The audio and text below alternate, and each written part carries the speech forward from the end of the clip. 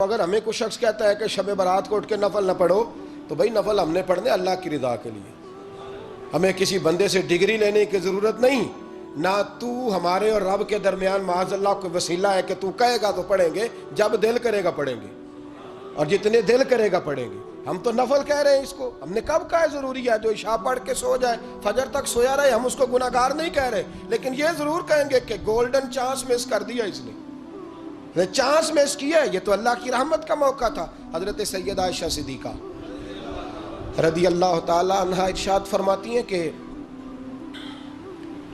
شعبان کی 15ویں رات تھی، یعنی شب برات کی رات، فرماتی ہیں شعبان کی 15ویں رات تھی، میں نے اچانک نظر ڈالی تو حضور میرے بستر میں تھے، پھر میری نظر پڑی تو حضور نہیں تھے، میرے دل میں گمان آیا، خیال آیا کہ شاید کسی اور زوجہ کی طرف حضور کا میلان تباہ ہو گیا ہو، وہاں تشریف لے گئے ہوں۔ فرماتی میں اٹھی باہر گئی تو نبی کریم علیہ السلام جنت البقیع میں تھے، قریب ایک جگہ پہ حضور دعائیں مانگ رہے تھے۔ فرماتے میں گیا تو حضور فرمانے لگے ابو بکر کی بیٹی تو نے کیا گمان کیا کہ اللہ کا رسول تیری حق تلفی کرے گا؟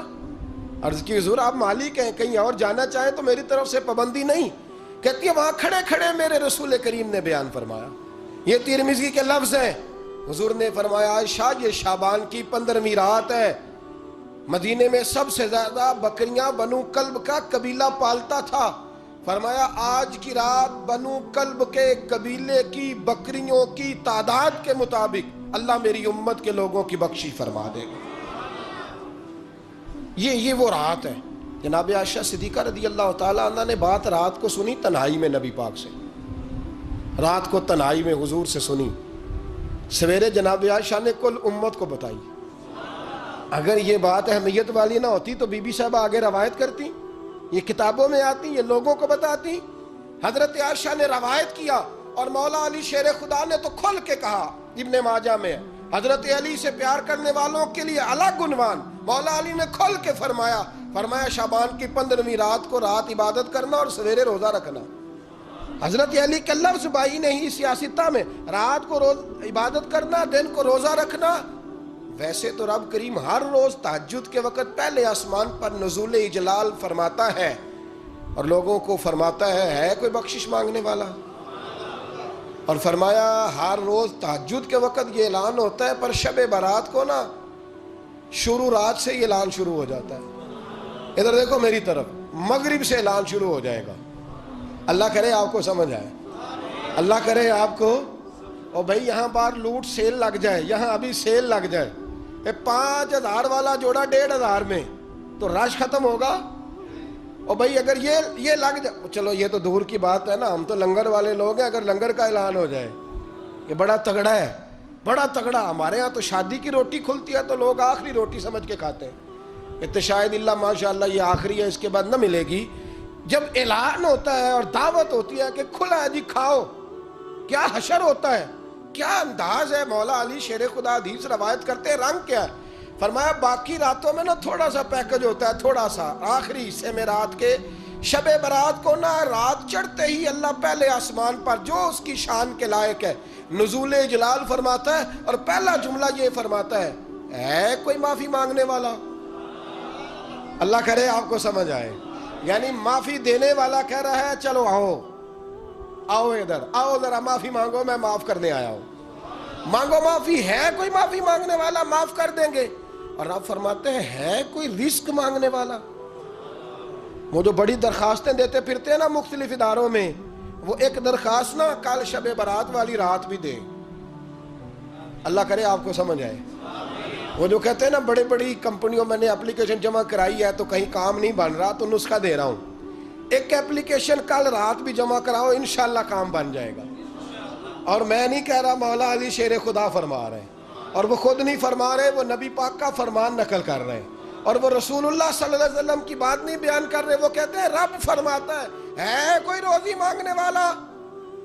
سارے سیٹھوں نوابوں جاگیرداروں کے پاس جا جا کے تھک گئے ہو، ایک دن میرے کہنے پر، ایک رات، ایک دیہڑی ذرا شب برات والی لگا کے تو دیکھو، پر شرط یہ ہے کہ یقین کامل ہو، ارادہ یہ، مطلب اللہ معاف کرے آپ نے ناراض نہیں ہونا، لیکن وہ ماحول اس طرح کا ہے کہ شب برات پہ ایک دو ساتھی کو کہا رات کو عبادت کر کہتے جی وہ تو ٹھیک ہے پر سویرے چھٹی نہیں، کام کرنا ہے.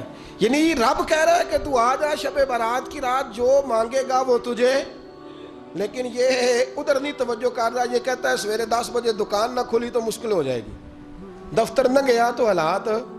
آپ دیکھیں ذرا، اب جب یقین اس طرح کا ہو تو پھر تو بھائی ساری زندگی اداروں میں درخواستیں دینی ہیں. پھر آپ جیسا آپ کا مزاج ہوگا، اللہ تعالیٰ تو بندے کے گمان کے قریب ہے. تو میرے رسول پاک علیہ السلام نے ہمیں یہ میسج دیا، پیغام دیا، فرمائے اس رات جو اولاد مانگے گا رب اسے بھی عطا فرمائے گا. اس رات جو اللہ سے بخشش مانگے گا اللہ اسے بھی دے گا.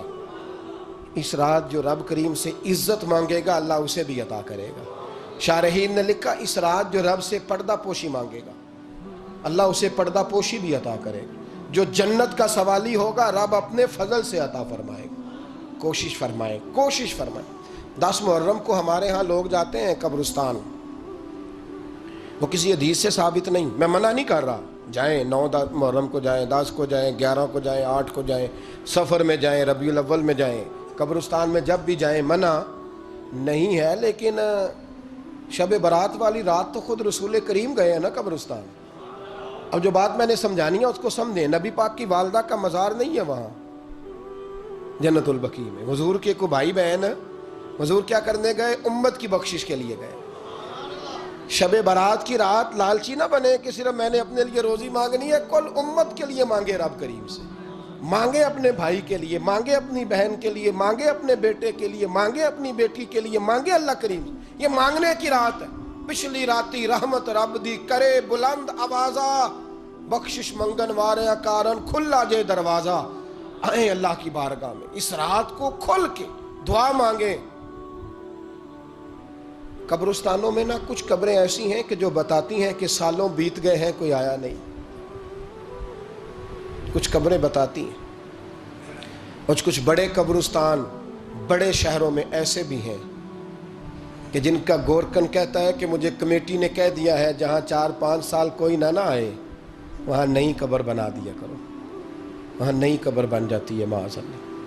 او بھائی کچھ ہیں ایسے، کچھ ہیں. یہ جائیں نا اکبر بادشاہ یہاں لیٹا ہے لاہور میں تو شعر لکھا ہوا ہے بر مزارے ماں غریباں نے گلے پروانہ سوزز نے صدائے بلبلے. فارسی کا مقولہ لکھا ہے اس کی قبر پہ، کہتا ہے میں وہ غریب ہوں. اعلیٰ بادشاہ ہے مقبرے میں لیٹا ہے، کہتا ہے میں وہ غریب ہوں کہ نہ یہاں کوئی پروانہ آتا ہے نہ بلبل آ کے گیت گاتی ہے. کوئی آتا ہی نہیں، کوئی فاتحہ نہیں پڑھتا، کوئی فاتحہ نہیں پڑھتا. او بھائی کئی قبریں ایسی ہیں جن پہ سالوں بیت گئے کوئی لوٹا نہیں. اور مشکات میں حدیث ہے میرے نبی کریم علیہ السلام نے فرمایا جو قبر میں ہوتا ہے وہ تو اس آدمی کی طرح ہے جو دریا میں ڈوب رہا ہے اور وہ انتظار کر رہا ہے کہ میرا بیٹا میرے لیے دعا مانگے، میری بیٹی دعا مانگے. پر بیٹے کو تو 27 سال ہو گئے، ملک سے باہر ہے. کاغذ بنے گے تو ابے کی قبر پہ آئے گا نا، اس کے تو کاغذات ہی نہیں مکمل ہو رہے. وہ بیٹے کو تو مشکل ہے بڑی، وہ تو کاغذات نہیں بن رہے. وہ تو دولت کا مطالبہ پورا ہوگا تو جب ہی وہ کام ہوگا نا. انتظار ہو رہا ہے قبروں میں میرا بیٹا دعا کرے، میرا بھائی دعا کرے. اور اگر بچہ دفن ہے تو وہ کہتا ہے میری ماں دعا کرے، میرا باپ دعا کرے. کوشش کریں شب برات بعد از مغرب یہ رواج پیدا کریں. یہ رسول اللہ کا طریقہ ہے صلی اللہ علیہ وسلم. قبرستان میں جائیں اور جا کر کے وہاں اللہ تبارک و تعالیٰ سے دعا مانگیں کہ یا اللہ جو اس قبرستان میں لیٹے ہیں وہ بھی، اور جو آج تک کلمہ پڑھنے والے دنیا سے گئے وہ بھی، اور جو قیامت تک جائیں گے وہ بھی. اے اللہ تو سب کی بخشش فرما دے.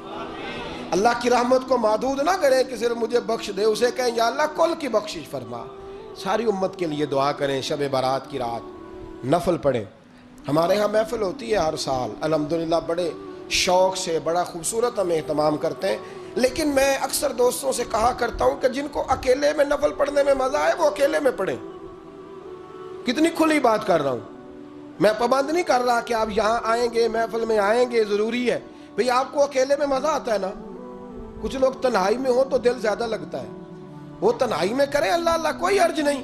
لیکن کچھ ایسے ہیں کہ نعت سنتے ہیں تو دل نرم ہوتا ہے، تقریر سنتے ہیں تو دل نرم ہوتا ہے. تو جن کا اس طرح نرم ہوتا ہے وہ مسجد میں آئے, بات سنے. کچھ کو سب کے بیچ بیٹھ کے رونا آتا ہے. حضرت سعدی شیرازی فرمایا کرتے تھے کچھ لوگوں کے آنسو مجھے رلا جاتے ہیں. فرماتے ہیں کچھ کی آنکھیں دیکھ کے رو پڑتا ہوں, لہٰذا میں جب بھی ذکر کرتا ہوں محفلوں میں بیٹھ کے کرتا ہوں. تنہائیوں میں مجھ سے نہیں ہوتا, تو جس سے نہیں ہوتا وہ آئے نا, مسجد میں آئے, رات عبادت کریں. کل مغرب سے پہلے پہلے کام سمیٹ لیں سارے, اور مغرب کے بعد یہ رات شروع ہوگی, مغرب کے بعد ایک چھٹی کر لو اللہ رسول کے لیے. کر لیں گے انشاءاللہ تعالی ایک چھٹی. اور توبہ کی رات ہے یہ, توبہ کرنی ہے. توبہ کس کو کہتے ہیں؟ توبہ کا معنی ہے پچھلے گناہ پر پچھتانا, شرمسار ہونا. کہتے نہیں اے کاش میں نہ کرتا, اور وہ لفظوں میں نہیں, جملوں میں نہیں, توبہ رٹی رٹائی نہیں, شرمسار ہونا اور آئندہ گناہ نہ کرنے کا پکا ارادہ کرنا, اس کا نام توبہ ہے. دیکھیں اللہ تعالیٰ فضل کرے, میں نے پچھلے سال کہا تھا پھر کہتا ہوں, مسجدوں سے نا شب برات کی رات, شب قدر کی رات چیخوں کی آوازیں آتی ہیں, لوگ اتنا روتے ہیں نا. رونا چاہیے, کم روتے ہیں زیادہ رونا چاہیے. لیکن سوال یہ ہے کہ اتنا زیادہ لوگ شب برات کی رات روتے ہیں, کیا پھر سویرے بددیانتی ختم ہو جاتی ہے؟ جو رات مسجد میں کھل کے رو کے آیا ہے اس کا پروگرام ہے نا کہ اب ملاوٹ کبھی نہیں کرے گا, اب گاہکوں سے جھوٹ کبھی نہیں بولے گا, اب وہ بددیانتی کا معاملہ کبھی نہیں کرے گا. لیکن رات روتا بھی رہے اور سویرے پروگرام یہ ہو کہ میں نے پھر لوگوں کو فریب دینا ہے, داؤ لگانا ہے, تو اس نے توبہ کیا رات کے, یہاں بس یہ ایکٹنگ کر کے لوٹ آیا ہے. یعنی بڑی سجا بنا کر کے سوار کر کے رات توبہ کی. کیا مطلب ہے توبہ کا؟ کہ توبہ آپ نے کی. حضرت حسن بصری سے کسی نے کہا توبہ کیا ہے؟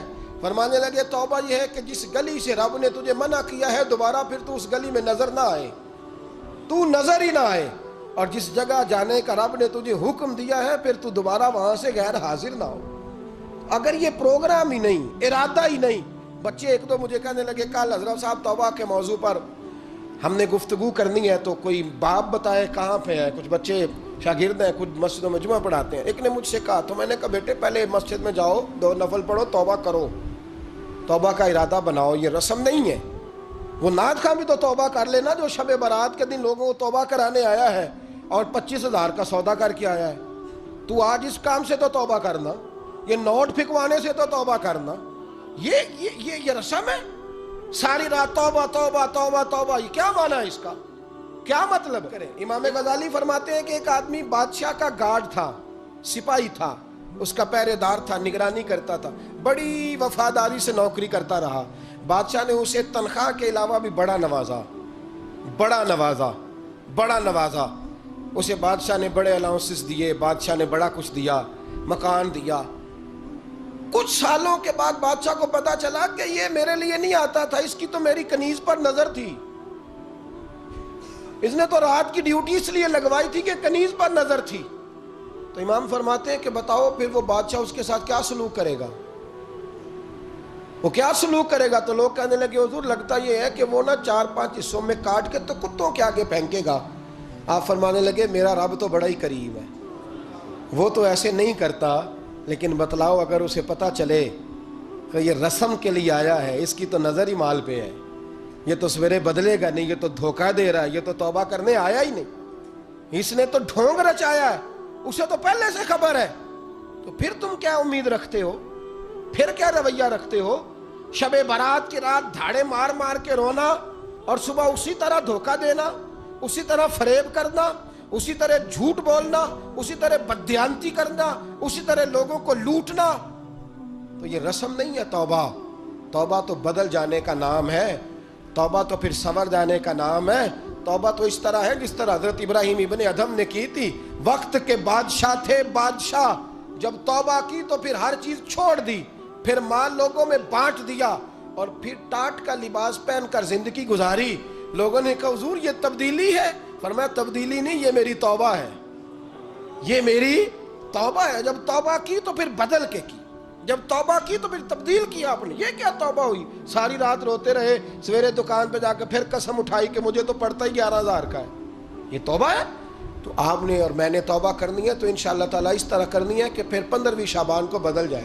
یہ جو موقع آتے ہیں نا شب برات کے, شب قدر کے, یہ بنیادی طور پر اللہ تعالیٰ کی طرف سے دی ہوا موقع ہوتا ہے کہ چلو تمہیں چانس دیتے ہیں، تمہیں چانس دیتے ہیں، پابندی کوئی نہیں، لیکن رب کی طرف سے نا موقع ملتا ہے، چلو تمہیں ایک موقع دیتے ہیں، چلو اپنے آپ کو کلیئر کر لو، تمہیں موقع دیتے ہیں۔ یا اللہ کیا کرے؟ کچھ بھی نہیں، آ کے نا سچے دل سے 2 رکعتیں پڑھ کے توبہ کرو، عرش کا مالک پچھلے سارے معاف کر دے گا۔ کچھ بھی نہیں، آؤ موقع ہے۔ ان لوگوں کی باتوں پہ نہ جائیں جو بلا وجہ پریشان کرتے ہیں۔ ہمیں بھی روز ہی سوال آتے ہیں، دل نہیں کرتا، کچھ باتیں ایسی ہیں جو کرنے کو طبیعت نہیں چاہتی، میں کروں گا بھی نہیں۔ لوگوں کو شب برات کا حوالہ بھی نہیں مل رہا، حالانکہ ترمذی شریف میں حدیث موجود ہے، صحاح ستہ کی روایت ہے، ترمذی میں موجود ہے۔ پہلے کہتے ہیں صحاح ستہ سے دکھاؤ، جب صحاح ستہ سے مل گئی تو اب اور کدھر جانا ہے؟ اور ابن ماجہ میں موجود ہے مولا علی کی روایت، اور ذرا ترتیب دیکھیے گا، یہ ترمذی کی حدیث ہے، اور امام ترمذی نے تو پورا باب باندھا ہے 15ویں شعبان پر، پورا باب۔ اب تمہاری مرضی ہے، اگر تم نہیں بات کو سمجھنا چاہتے۔ اور مجھے پتا کیوں یہ شب برات کیا لگتا ہے، مجھے کبھی کبھی یوں لگتا ہے کہ رب فرماتا ہے کہ رمضان سے 15 دن پہلے ہی پکی سچی توبہ کر لے، تیاری کر، پاک صاف ہو جا، تاکہ جب رمضان آئے نا تو پھر تجھے پاک ہونے کی ضرورت نہ پڑے، بس پھر تو آتا جائے اور میں تیرے اوپر رحمتیں نچھاور کرتا جاؤں۔ بس تو پہلے ہی تیاری کر، 15 دن پہلے ہی، 14 دن پہلے تیار ہو جا۔ کل رات اپنے آپ کو ذہنی طور پر تیار کریں، بچوں کو تیار کریں، گھروں کو تیار کریں۔ اب جب مہمان آتے ہیں نا بڑا کچھ کرتے ہیں، شب برات آئے تو مصلے ایک دفعہ دھویا کریں، ایک دفعہ مصلے دھویا کریں۔ فرش دھوتے ہیں نا، مہمانوں نے آنا ہے تو ایک کمرے کا فرش دھو کے صاف کریں کہ خواتین نے یہاں ساری رات نماز پڑھ دی، یہ ارادے بنائیں۔ جس طرح آپ کہتے ہیں نا رات کو سفر کرنا ہے تو دوپہر میں تھوڑا آرام نہ کر لوں تو کل دوپہر میں آرام کر لیں، تاکہ رات کو رب رب کرنا آسان ہو جائے، اللہ کی بارگاہ میں بیٹھنا آسان ہو جائے۔ مکمل طور پر ذہنی طور پر اپنے آپ کو تیار کریں۔ یہاں بھی محفل ہوگی انشاءاللہ، عشاء کے متصل بعد شروع ہو جائے گی، 12 بجے تک محفل چلے گی، پھر 12 بجے کے بعد نماز تسبیح پڑھی جائے گی، پھر 1 بجے پھر دوبارہ آپ کو اجازت دی جائے گی، کوئی انفرادی طور پر گھنٹہ سوا اپنی الگ سے کوئی عبادت کرنا چاہے تو وہ تب بھی ممکن ہو، جیسے آپ کو موقع بنے۔ میں کہہ چکا ہوں، لیکن وقت ضائع نہ کرنا، گولڈن چانس ہے، اس کو مس نہ کرنا، یہ شب نجات ہے، اس کے ضرور قریب جانا۔ رب کریم سمجھنے کی توفیق عطا فرمائے۔ آخر دعوانا ان الحمدللہ رب العالمین۔